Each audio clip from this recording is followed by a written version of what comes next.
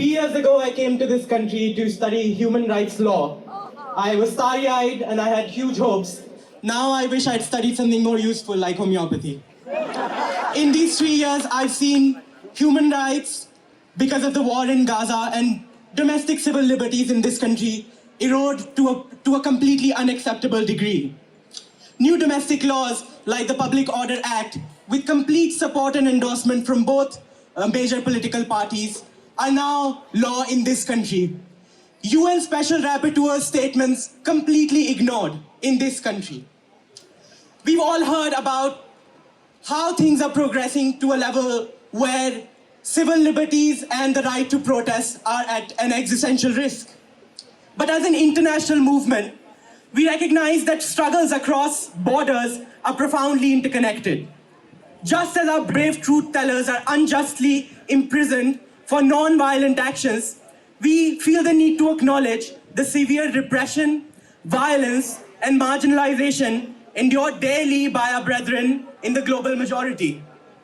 They face relentless oppression from the state, empowered by the same nexus of corporate and political power that seeks to undermine justice and freedom everywhere.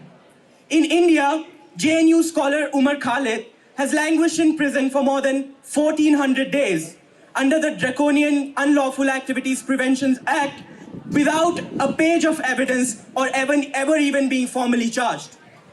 His bail hearings have been delayed more than 15 times, with judges from the highest court frequently recusing themselves minutes before his bail hearings.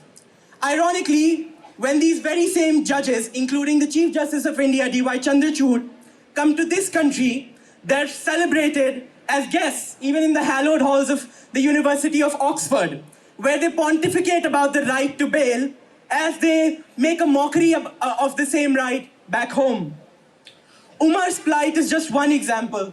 Our solidarity extends to G.N. Sai Baba, Rona Wilson, Hani Babu, Khurram Parvez, and thousands of other political prisoners and prisoners of conscience who languish in Indian prisons without even bail hearings. Shockingly, 3 out of 4, or 77% of India's prison population are under trial prisoners, hundreds of thousands of whom may never even see a court while they have life left in them, let alone the right to a fair hearing.